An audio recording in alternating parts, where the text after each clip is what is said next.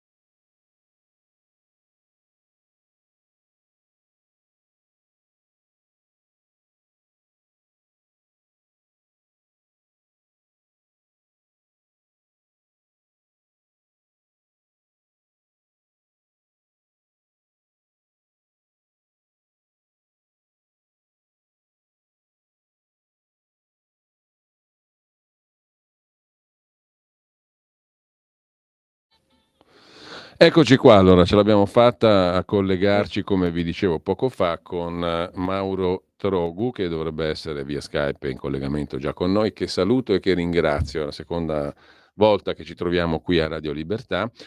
Avvocato, buongiorno e grazie innanzitutto per essere con noi. Buongiorno a voi e grazie ancora una volta per questo invito e per l'attenzione che dedicate al caso di Beniamino. Abbiamo 25 minuti e parliamo appunto del caso di Beniamino Zuncheddu, sulla scorta del libro di cui consiglio caldissimamente la lettura, perché è un libro ben scritto, in maniera quasi romanzesca, mi viene da dire, avvocato Trogu, perché romanzesca, a dirle il vero, è la vicenda di Beniamino Zuncheddu in sé, romanzesca, tragica, drammatica, incredibile ma vera, e diciamo c'è dentro tutta una vita, ma c'è dentro anche tutto un paese, il nostro, e tutta un'analisi del sistema giustizia che leggendo il libro voi scoprirete nei suoi dettagli e capirete molte più cose di quante non vi facciano capire i manuali, ma oso dire anche gli editoriali, i commenti e tutte le polemiche di cui siamo testimoni qui con la rassegna stampa da tanti anni sul tema incandescente della giustizia. Allora il libro si intitola Io sono innocente, storia di un uomo incarcerato giustamente per 33 anni e dell'avvocato che ha lottato per la sua libertà. Gli autori del libro sono l'avvocato Mauro Trogu, Beniamino Zuncheddu stesso, l'editore De Agostini Libri. Tra l'altro la casa Palomar ha acquisito i diritti di questo libro per farne anche un film che, se non sbaglio, Avvocato, sarà girato l'anno prossimo in Sardegna e ripercorrerà la storia di questo che è il più lungo errore giudiziario finora della storia d'Italia, no?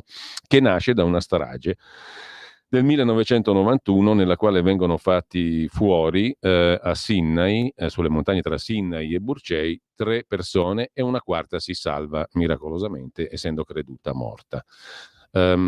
Avvocato, io, se lei è d'accordo, intanto cito la bellissima epigrafe che compare all'inizio del libro, è una frase di Antonio Gramsci alla moglie, Giulia: vogliamo un mondo libero e bello per nostro figlio. Combatteremo per ottenerlo, che così sia come non abbiamo mai combattuto, con un'astuzia che non abbiamo mai avuto, con una tenacia, un'energia che rovescerà tutti gli ostacoli. Credo che si possa adattare, avvocato, alla sua azione, no? Quando lei è venuto a conoscenza della storia di Beniamino Zuncheddu, ha dovuto applicare tutte queste qualità: la tenacia, l'energia, per certi versi anche l'astuzia, ma nel libro si capisce che è stata una battaglia durissima, perché anche quando si apre la strada della revisione, questa strada è piena di ostacoli, di colpi di scena e di cose incredibili, raccontate perfettamente. Allora, se lei è d'accordo, avvocato, io le lascio subito la parola sulla scorta di qualche citazione rapidissima. Io ho estrapolato alcune frasi per me significative dal suo libro. Io le lascio poi il commento dopo averle lette. E le lascio naturalmente anche l'introduzione rispetto a ciò che ho detto finora. Giustizia e verità, lei scrive. Tra l'altro il libro è molto bello perché è scritto da due persone, l'avvocato Trogu, ma anche Beniamino Zuncheddo medesimo, che viene ingiustamente condannato per questa strage.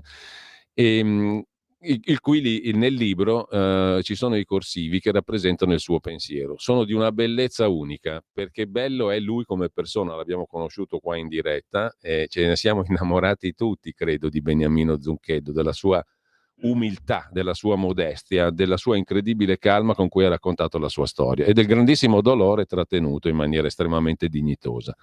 Lei scrive: giustizia e verità nel nostro paese spesso non coincidono. Al contrario, talvolta si vuole che non coincidano.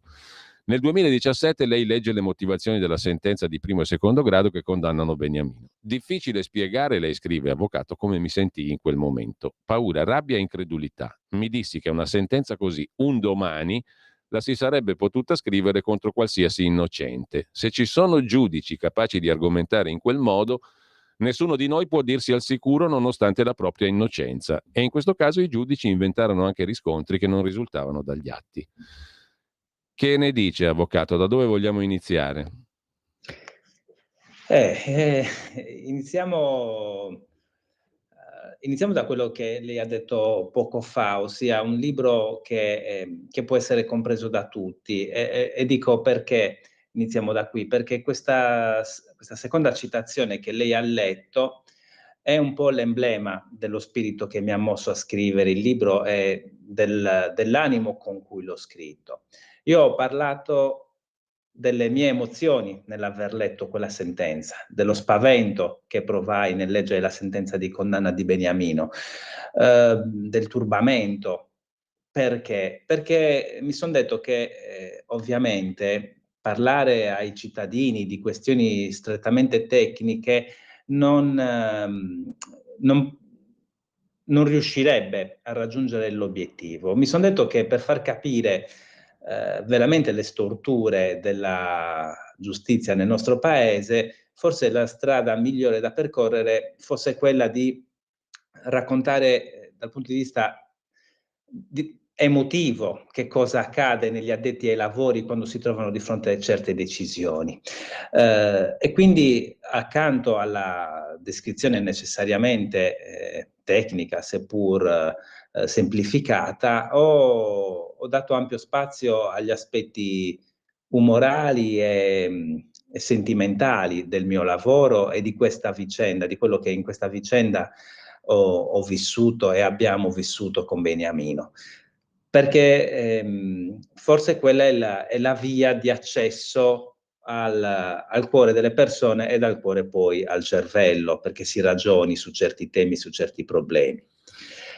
Quindi questo è il primo aspetto. Il secondo, la prima citazione, giustizia e verità, Sì. è una frase su cui sono stato interrogato più volte. E diciamo questo, che giustizia e verità sono due termini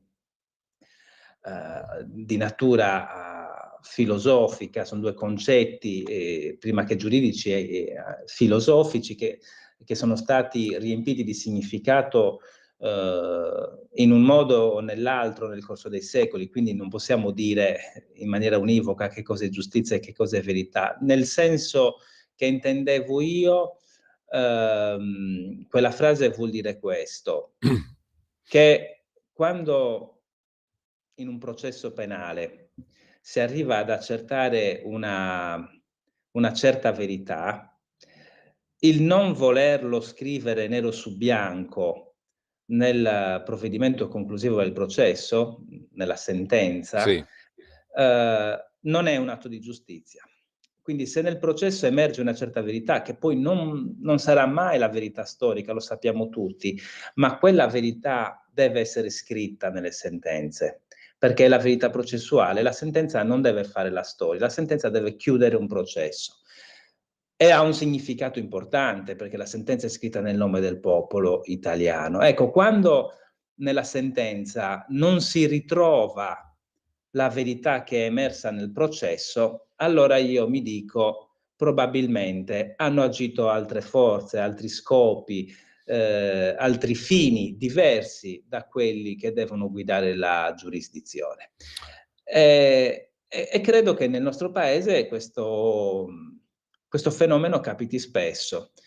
Si chiudono i processi talvolta, per fortuna non sempre, anzi, magari in una parte minore dei casi, si chiudono i processi con sentenze che non raccontano quello che è stato realmente accertato, quello che nel processo è venuto fuori. E il caso di Beniamino è esattamente questo. Il caso di Beniamino è questo, perché è stato condannato con una sentenza che, che non faceva, che non accertava la verità, che non scriveva quello che realmente si poteva ritenere provato all'esito del processo, ed è stato assolto con una sentenza che fa la stessa identica manovra, una sentenza che si guarda bene dal raccontare esattamente che cosa è venuto fuori nel corso del processo.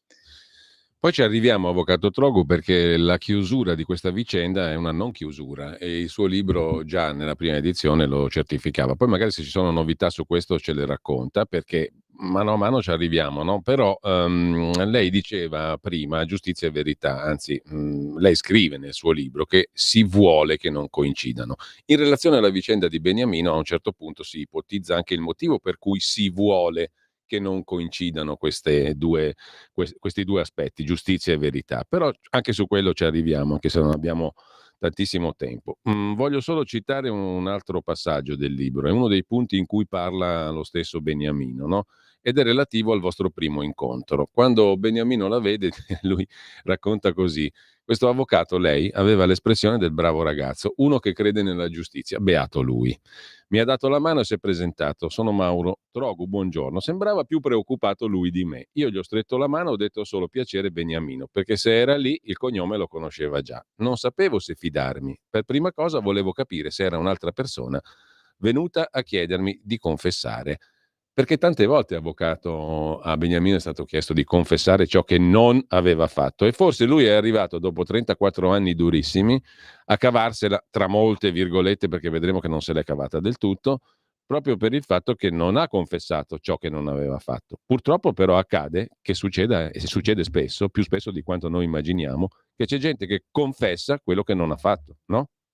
Sì, perché i meccanismi processuali del nostro ordinamento obbligano a questo genere di scelte.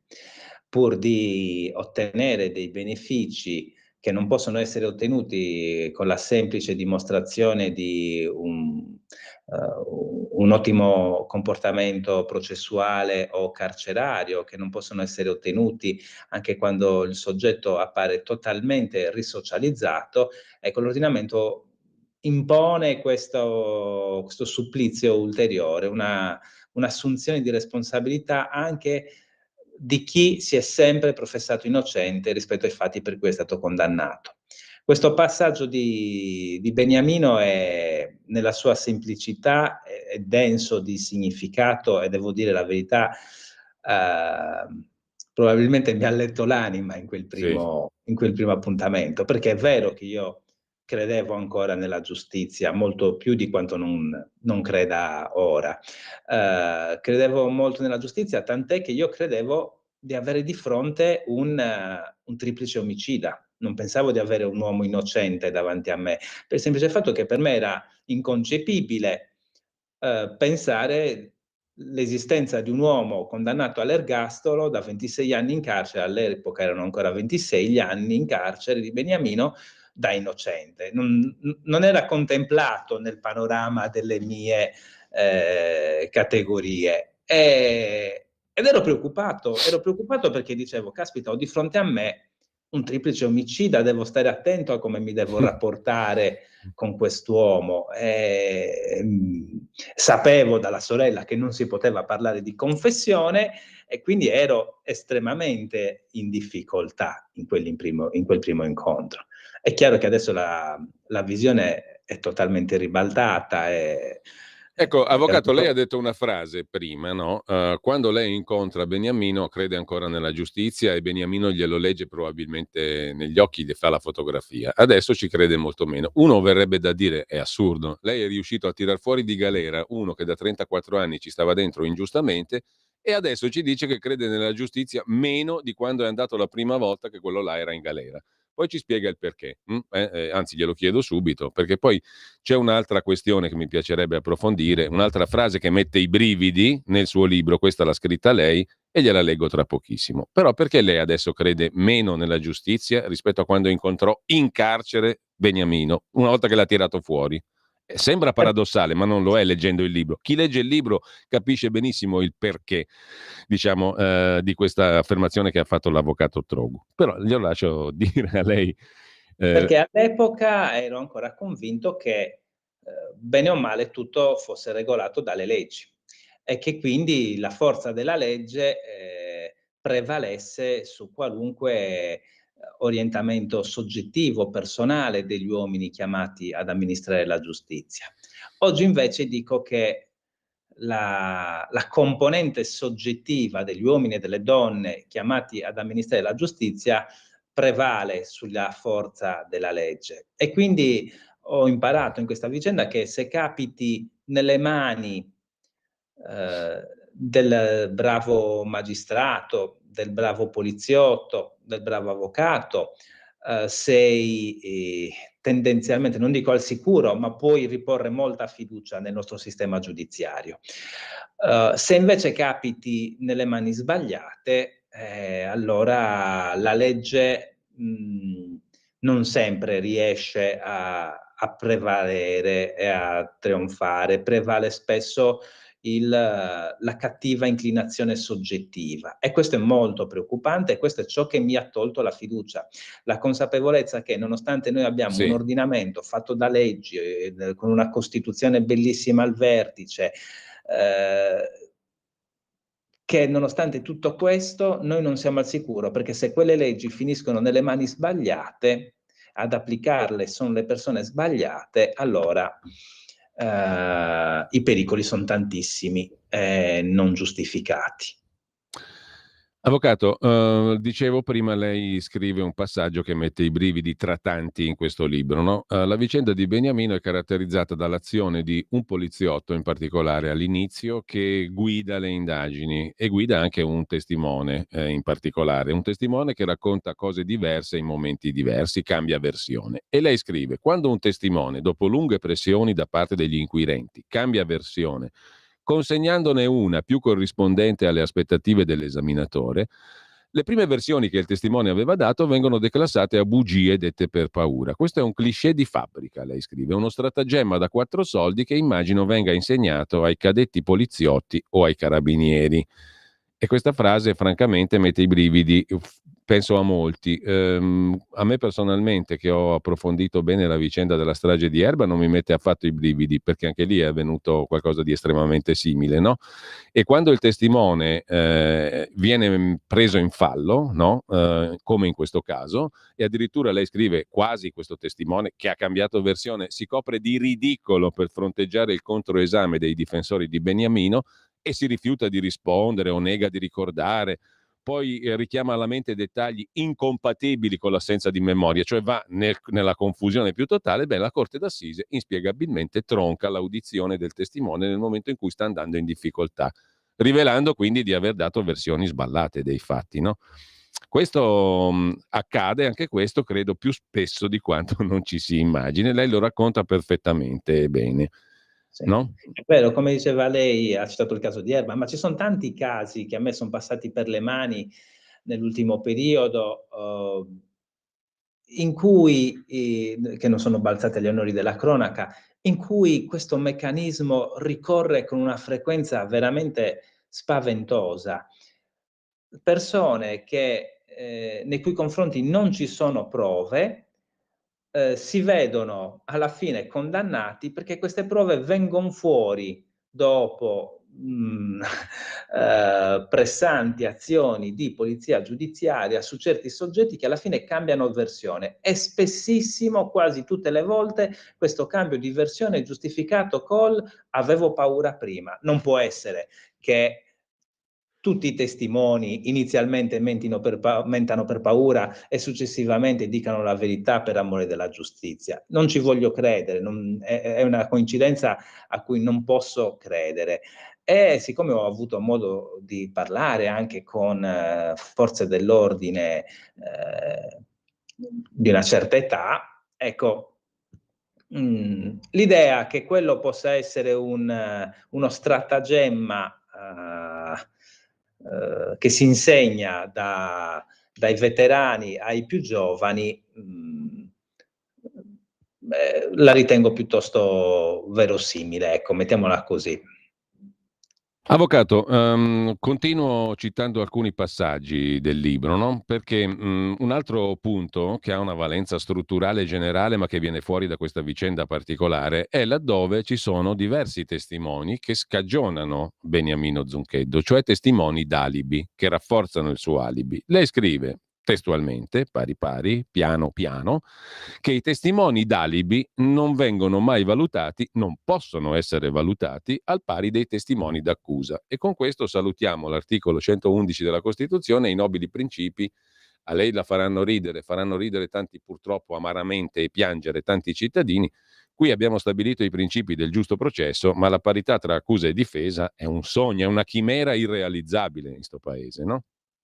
Ma la cosa più triste è che quella frase la scrivo io nel libro, ma la riprendo dalla sentenza di secondo grado che condannò Beniamino all'ergastolo, cioè è il giudice stesso che dice: io non posso valutare i testimoni d'accusa e i testimoni della difesa con gli stessi criteri, perché i testimoni d'accusa tendenzialmente dicono il vero, i testimoni a difesa tendenzialmente mentono per aiutare l'imputato. E Cioè, questa qui è una roba da inquisizione, diciamo, se si avvocato. parte da questo presupposto, ogni imputato, deve farsi il segno della croce prima di entrare in aula e pregare perché la corte sia clemente e nulla di più, perché, non è Ecco. pensabile, un simile modo E di veniamo, ragionare. e veniamo al movente per cui il signor Beniamino Zuncheddo avrebbe preso il suo scooter e sarebbe andato ad ammazzare 4 persone, di cui una miracolosamente si parla. Questo movente è ridicolo sotto il profilo logico, no? Per come emerge dalle sentenze. Non sto a riassumerlo perché perdiamo tempo, chi legge il libro lo scopre, ha a che fare con l'uccisione di alcune vacche. Tra l'altro una questione totalmente ridicola, proprio anche nella sostanza, che sarebbe la causa di una strage di 4 persone. Com'è Sì. com'è che che questo movente viene giudicato qualcosa che sta in piedi? Eh, io penso questo: quando si decide che un soggetto è colpevole, è molto facile far confluire tutti gli elementi a suo carico. Si sa già dove si vuole arrivare, quindi, la nostra mente è uno strumento meraviglioso, molto elastico, molto malleabile. I nostri ragionamenti possono dimostrare tutto e il contrario di tutto, soprattutto in ambito giuridico. E quando io decido che Beniamino Zuncheddu è colpevole, non ci vuole molta fatica a dimostrare che tutti gli elementi convergono verso quella direzione, senza in realtà poi rendermi conto che dietro ci sono elementi oggettivi che smentiscono, o ci sono ragionamenti altrettanto logici, se non più logici, che smentiscono quegli stessi miei ragionamenti. Ma non importa, perché quello che va fatto è perseguire l'obiettivo predeterminato, condannare l'imputato in questo caso. Ho stabilito che Beniamino è colpevole e dirò che tutti gli elementi depongono in tal senso. Non lascerò neppure un elemento di dubbio sulla sua responsabilità. Piegherò tutti gli elementi indiziari a suo carico. E così è accaduto col movente. Così è accaduto col movente, che veramente era qualcosa di inesistente a carico di Beniamino. È sconvolgente come lo si sia costruito. Allora, avvocato, c'è la questione della liberazione condizionale, che è tutto un libro nel libro, mi viene da dire, perché per accedere alla liberazione, anche in presenza di revisione del processo, tutto qua, Beniamino fa una fatica incredibile per uscire da quel carcere. Fa una fatica incredibile, Beniamino e lei, per avere un processo di revisione come si deve. Ci sono pagine illuminanti. Uno dice, si apre il processo di revisione, bene, allora sentiamo i testimoni, le prove, no, niente di tutto questo. Gli hanno fatto pesare qualsiasi micropassaggio con la spada di Damocle di cancellare la revisione in ogni momento, no? Quindi ha dovuto fare una fatica incredibile, che nel libro è benissimo raccontata, per arrivare fino in fondo. Però le chiedo tre cose, perché ci mancano 3 minuti. La prima, a proposito di movente, la storia della strage di Sinai ha a che fare con un sequestro, no? Il sequestro ci porta a un sistema retto da un giudice che era scomparso, il giudice Lombardini, che si avvaleva di inquirenti, di testimoni, eccetera, che guarda caso compaiono anche in questa storia di Beniamino Zuncheddu. In poche parole, il giudice aveva un suo sistema particolare di indagine che prevedeva determinati inquirenti, determinati testimoni e determinate attività che, come dire, sono anche molto discutibili, a dire il vero, no? Tant'è vero che lo stesso Beniamino ebbe a che fare col giudice istruttore Lombardini già in passato, e il giudice lo istigò a dire il falso in quell'occasione. Quindi il ruolo del sistema Lombardini, le chiedo questo. Sì. E poi l'altro punto, quello mediatico. Se non ci fosse stato il Partito Radicale e poi a rimorchio i media, che sono importantissimi, questa vicenda sarebbe stata ancora più drammatica. Nonostante i media però ha dovuto faticare 18.000 camicie, ha dovuto sudare 18.000 camicie per arrivare fino in fondo. Quindi, sistema Lombardini, le chiedo, che di spiegare a beneficio di chi ci ascolta che cos'è, perché lì forse c'era la vera questione della vicenda di Beniamino. E poi perché, come diceva prima, non è mica finita, perché anche la motivazione della sentenza di assoluzione, 10 aprile 2024, è del tutto insoddisfacente. Per quale motivo fondamentalmente, avvocato Trogu? Ho condensato troppo, ma Sì. rimando a chi ci segue alla lettura del libro. Darò ancora le indicazioni bibliografiche alla fine. Prego, avvocato. Allora, il sistema Lombardini emerge con prepotenza sullo sfondo di questa vicenda. Ci sono molti uomini e delle forze dell'ordine e di quella che una commissione parlamentare d'inchiesta denominò zona grigia, cioè persone, privati, cittadini, Mondo occulto. che agivano quali informatori, quasi degli investigatori privati a favore di questo magistrato, al servizio di questo magistrato. È tutto accertato sia appunto nei lavori di una commissione parlamentare d'inchiesta, sia nel corso di un celebre processo che si svolse a Palermo tra gli anni 90 e 2000. Gli uomini che emergono dietro questa vicenda sono tutti collegati a doppio filo con questo giudice, e quindi viene difficile pensare che in un qualche modo quel suo modo di lavorare non abbia avuto un ruolo anche in questa strage. Secondo, il tema della mediaticità del processo. Il Partito Radicale ha fatto qualcosa che nessun altro ha avuto il coraggio di fare, un'opera da partito politico vero, nel senso che ha sposato un'idea di giustizia e l'ha manifestata applicandola al caso singolo, non limitandosi a denunciazioni astratte e generali, ma trovando un caso pratico su cui applicare e ribattere l'importanza che certi principi vengano rispettati, che in particolare la libertà personale venga rispettata. L'intervento del Partito Radicale ha consentito di attrarre giornalisti, radio, TV, giornali attorno al caso di Beniamino, dando pubblicità, attenzione, ad un dibattimento, non a delle indagini segrete, come spesso capita. Cioè, non sono state pubblicizzate le indagini accuratamente scelte dall'organo inquirente. Qui le telecamere sono entrate in un'aula di giustizia che viene amministrata secondo il principio di pubblicità Sì. del processo, quindi hanno fatto un'opera costituzionalmente meritevole. Da quando questo è accaduto, il processo ha avuto un'accelerazione rapidissima. e Beniamino è stato scarcerato in tempi molto più rapidi di quelli che probabilmente sarebbero stati senza un'attenzione mediatica sul caso, penso.